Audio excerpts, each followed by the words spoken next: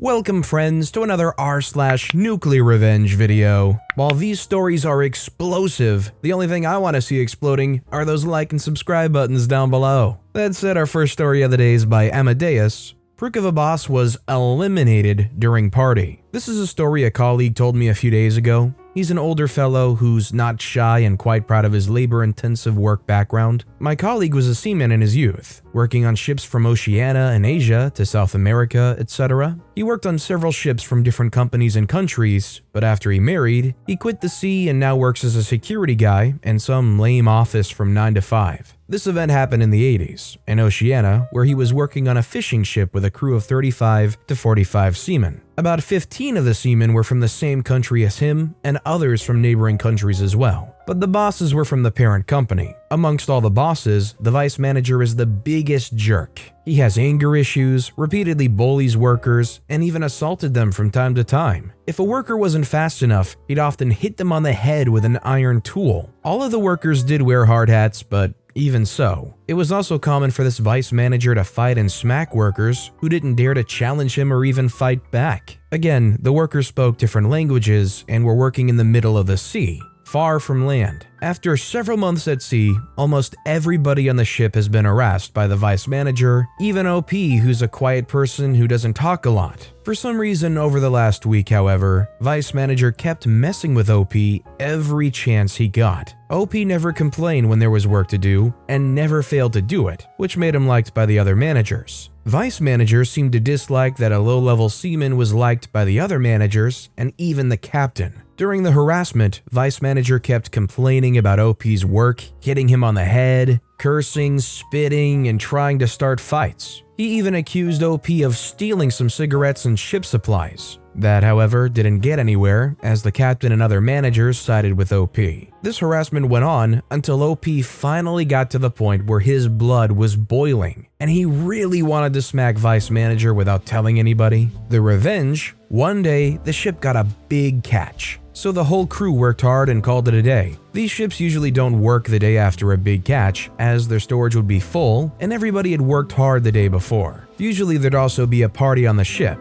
They'd gather in the common room, singing, eating, drinking, a lot of drinking, till they drop. This is important later. Vice manager got drunk and started harassing others and saying crap, screaming, etc. But with everybody being drunk, it was nothing weird. OP, however, seeing how drunk vice manager was getting, decides to hint obviously to vice manager that he needs to pee outside that night. So he tells everyone that he's going to the loo and heads out to the deck. Vice manager obviously sees him and tries to follow him secretly to the deck so nobody knows. OP knew that vice manager would follow him, but acted like he didn't know that he was followed. So vice manager would keep following him to the side of the ship on the back. When he got to the back rail, OP acted like he was peeing on the deck when suddenly vice manager attacked him from behind with an iron tool. OP saw the attack coming and fought back. Now they were both punching and hitting each other on the deck. One thing important to remember here is that OP didn't get drunk at the party like vice manager did. So unlike vice manager, OP still had full use of his abilities, making the fight very one-sided. When OP had beaten vice manager halfway to the ground, he grabbed vice manager's shirt and trousers and threw him to the ocean in the middle of the cold night. OP spotted vice manager's shoes lying on the deck where they'd fallen off during the fight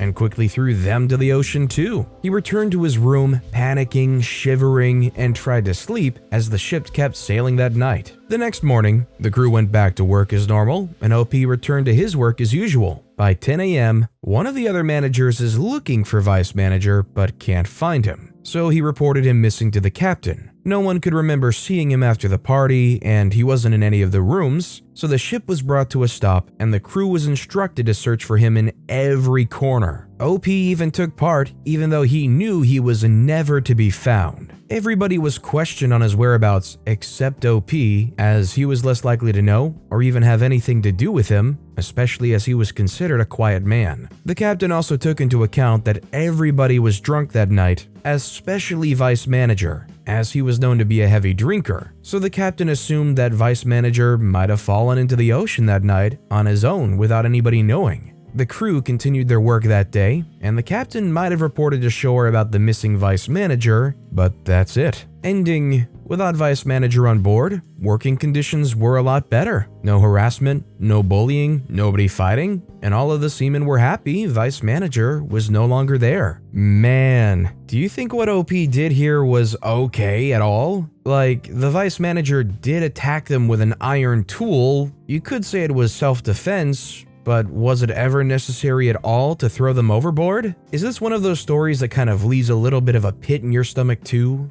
Let me know what you guys think about both those things in the comments down below. Our next story is by Michael Gale 33. Don't mess with someone whose friend has ties to the mob. This is a story that's been told to me by mother about her father and his friend's family back in the mid-60s. Now, a bit of background here. My grandfather and his friend were childhood friends and were as thick as thieves. They both were first-generation Americans to Polish immigrants and both had jobs at the local water treatment plant. They were inseparable. They lived on the same street, took vacations together, went bowling every week, and did whatever else average Americans in the 60s did. Hate communism, watch Gilligan's Island. This was true for their kids as well, who were for the most part all around the same age. Late teens to early 20s, except for my mom who was 8 at the time. One Sunday, when the friend was supposed to come over to watch football, he failed to show up. His friend was always punctual, so this got my grandfather very concerned. So naturally he called his house to see what was the matter. His friend was inconsolable on the verge of tears. This alarmed my grandfather because this guy was a World War II vet who saw a lot of battle and never showed his emotions. My grandfather quickly found out that the reason was that early that morning, he found his eldest daughter on the front porch, badly injured. She had recently broken up with her fiancé and had went over to his place the night before to get some of her things. The two of them got into an argument which escalated him into beating and assaulting her. After it was over, she just walked home in shock,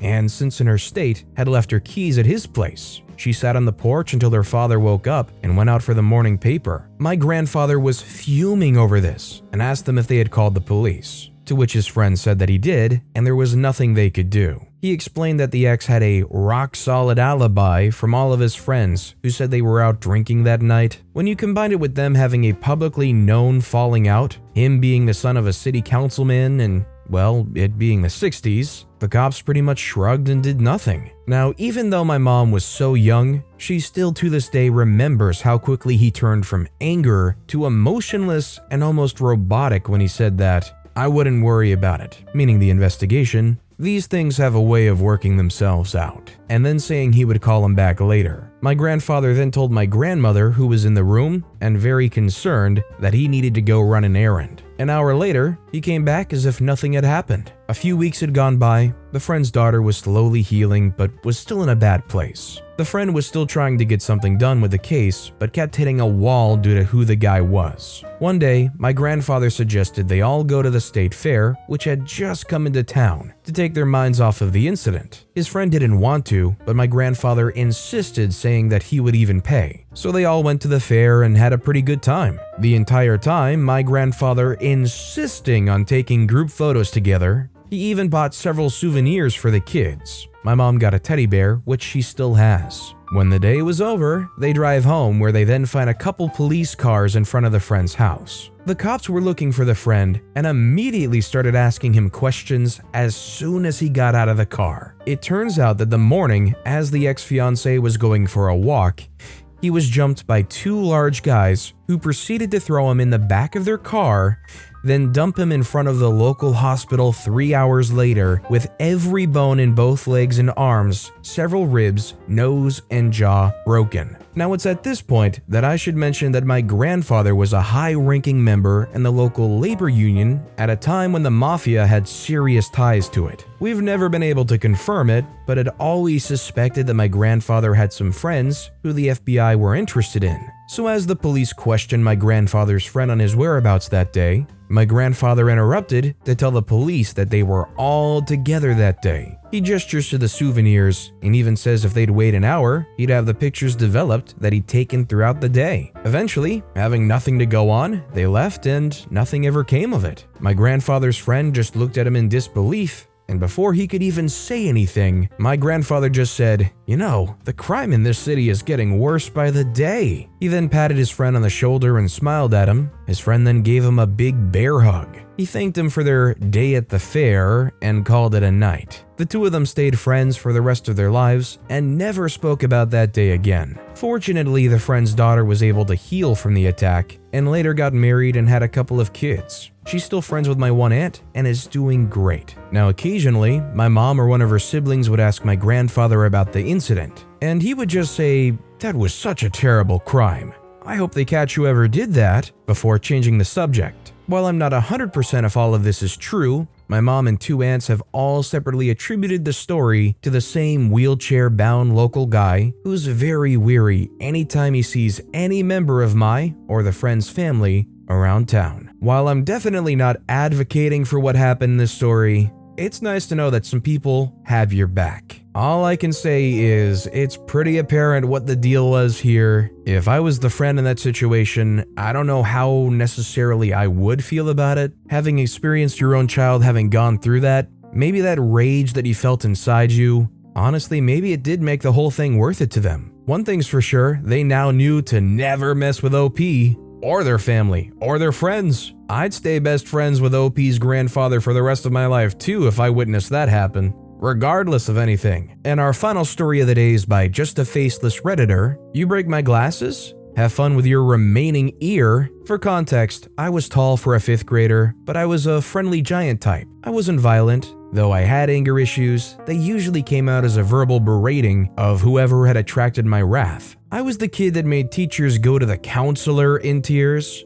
but that made me an easy target for bullying. They wanted a reaction without the threat of violence. As for the incident, it was during gym class. We were wrestling and it was my turn. Since I was in a weight class of my own, I won almost every time. Some of my bullies didn't like that, so 2 of them wrenched my arms out from under me while I was in a match, and a third did a John Cena slam onto my face, breaking a $200 pair of prescription glasses. Probably should have taken them off, at least that's what the bully's parents said when they refused to pay for them. My mom decided to punish me by taking my personal savings. I was going to buy a PS3 at the time. To pay for new ones, I was pissed. This was completely ridiculous. They assaulted me and I was being punished for it. That was 3 years of savings down the drain. So I went up to the kid the day after and I told him to meet me behind the school to settle this. He and his 2 cohorts came and I told them what happened. They realized how much money I lost and that 5th grader honor rules were clear that a behind the school fight was necessary. So I told them it was 3v1.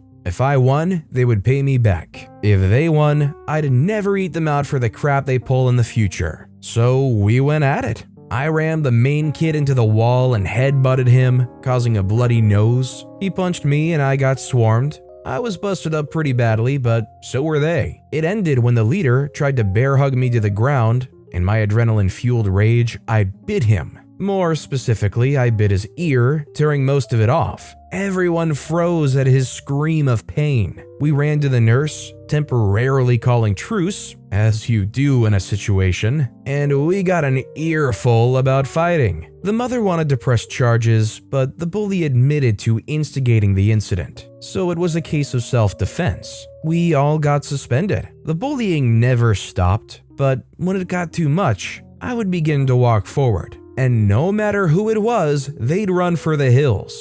My nickname for the next 2 years till I moved was Feral. Big, giant, towering OP doing a 1-on-3 fight. They bust up OP pretty good and OP channels all their rage into the ringleader. And what does OP do? If they can't channel Mike Tyson in their punches, they'll channel Mike Tyson in a whole new way. Honestly, I just feel bad for OP because they went through all this stuff, probably got in trouble again, got called feral for the rest of their days, and were still out a $200 pair of prescription glasses, had to pay for the replacement, and OP said that they never got that PS3. Honestly, at that point, I'd just keep that kid's ear as a souvenir. Okay, you know what? Okay, probably not. That's kind of gross. But still, screw that kid, man. But with that being said, that's all the time we have for today. So of all these stories I've read today, which is your favorite and why? Let me know in the comments down below. And if you haven't yet, if you could like and subscribe, that would mean a lot to me. Whatever you do, whether it's liking, subscribing, turning notifications on, all of it helps grow this channel and I appreciate the heck out of it. So until next time, I'll see you all tomorrow with some more stories.